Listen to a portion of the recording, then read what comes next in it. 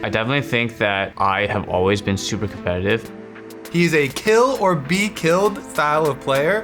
I would like to be remembered as one of the best players of all time. Blaber committing fully to the fight. Are you kidding me? Triple kill for Blaber, baby! Playing aggressive and making plays is the best way to win.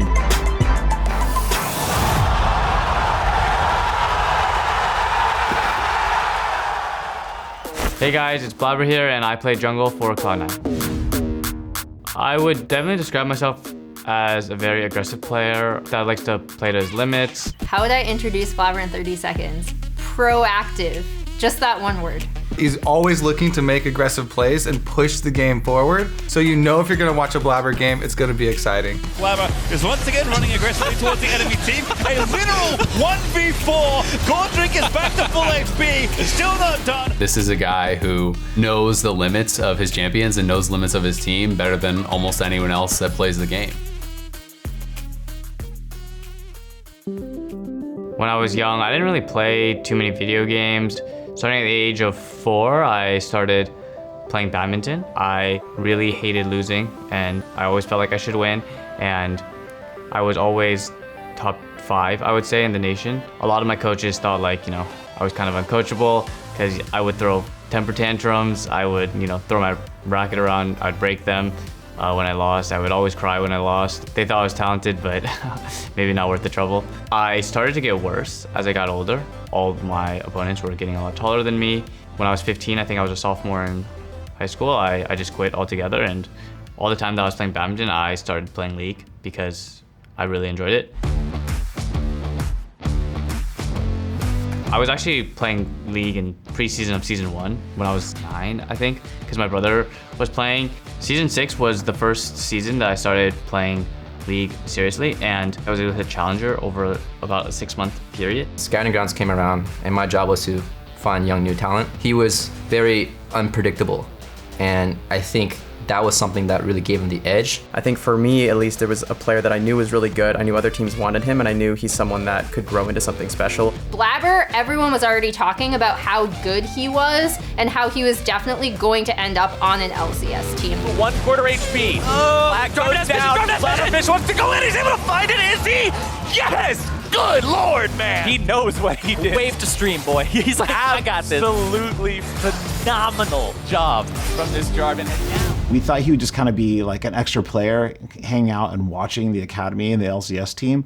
But as our season was going on, it was actually looking like we needed him. So with their postseason hopes hanging in the balance, Cloud9 bringing another new piece to the roster, another rookie. Blaber starts the day in the jungle. Oh my goodness. The full black shield was late. A lot of burst damage. They will knock down Xmithie and Oleg, who tries to get himself away. Now looking to maybe turn things back around. Blaber looking to go deep, find the kill on a key. Cloud9 may have just found a roster that works. I do think that I turned the team around because they were just losing. I mean, I don't know, I don't even think I played that well, to be honest, when I was on the team, but I was doing something. They'll take the Nexus, they'll take the buy, and they are taking the NALCS by storm. Look who's starting in the jungle. It isn't Blaber. It's Svenskeren, the more experienced of the players who actually are required for game number 1. I think I did a really good job of bringing our LCS team to Worlds, but I do think Svenskeren was actually just better than me at the time. I barely played any of those games. I only played play-ins that year. The feeling of getting benched when you're 18 is like, it stings a lot, right? Like it hurts a lot, like being told that you're not gonna be playing because you're worse. I knew it was true, but you still don't want to hear those things, right? When I first joined the team and me and Svenskeren first started swapping, there was definitely like not that many friendly vibes, I would say. But after a couple weeks, we became really good friends. He's always been super supportive of me, and I feel like I've always been super supportive of him. And even to this day, we still talk to each other. We hired him as a jungle coach a couple months back. Me and him have always been really close after that time. Already there on stage, Blaber with a starting spot. He had to be second fiddle to the MVP jungler Svenskeren for all of last year. Now he's got big shoes to fill. I think Blaber's good, but I don't think it's like comparable. When I first started playing with Blaber, I was a bit unsure about having him instead of Svenskeren. Blaber was pretty inexperienced overall, which is a very important thing for junglers. Two-man sleep. Watch out, Eve. See you later, Johnson. Go to sleep. Blaber getting some more kills on the board. The Nexus falls. Licorice deals the killing blow. And Cloud9 win the 2020 LCS Spring Split.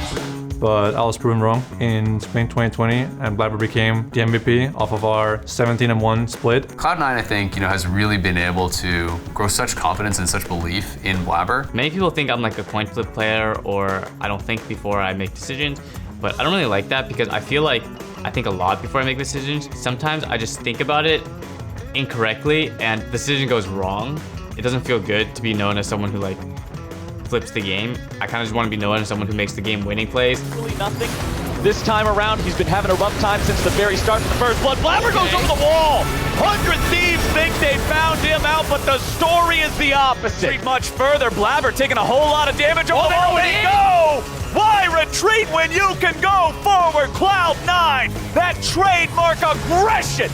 It is Cloud9 that runs out of the gate like a bat out of hell. Because there was so much excitement and he rocketed to the top, there was a lot of pressure on him, and then every little mistake that happened on the international stage had a big magnifying glass. Zoned out, he's gonna try, get stunned, take a bunch of damage, flashes to smite a Scuttle Crab, but Blaber, be careful, where is your team? He's at 200 HP! That is the worst Scuttles take I have ever seen in my life! I wanna go for the memes and just say crabber. This was a specific word created for him. I don't think he realized how OP Udyr was back then. I was just triggered in game. I couldn't do the crab because I could have path bottom and got the crab.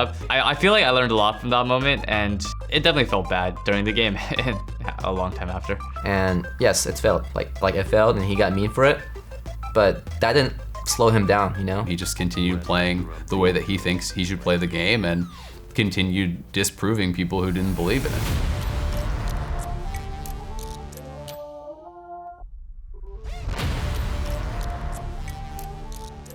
So this summer, 2022, was the first time that I was able to play a finals in front of a crowd. Cloud9 see anyone, and they just see food! They will knock down the towers, and it's FBI left alone as he will watch his base die. On Blaber shaking off his demons. Cloud9, the most dominant team in the LCS, have won their 4th title. The finals weekend in Chicago was a very emotional moment. I'm gonna remember that, especially the whole crowd in Chicago chanting MVP for him.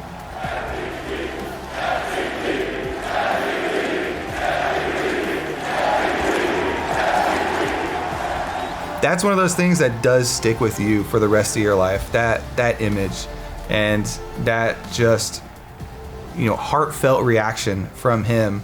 That's a moment that doesn't need any more words.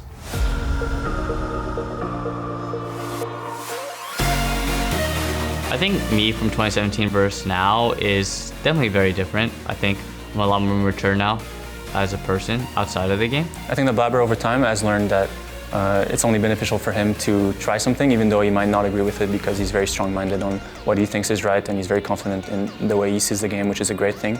I think nowadays he's more willing to try something that someone else thinks is best. I think Blaber for sure in the future years he will be one of the best jungler that NA has ever seen, because I feel like he always changes his pathing and the champions he plays and how he plays them and how he plays team fights. So I think as long as he keeps improving and as long as he doesn't make the same mistake that he's making now, he will for sure be one of the best in NA, yeah.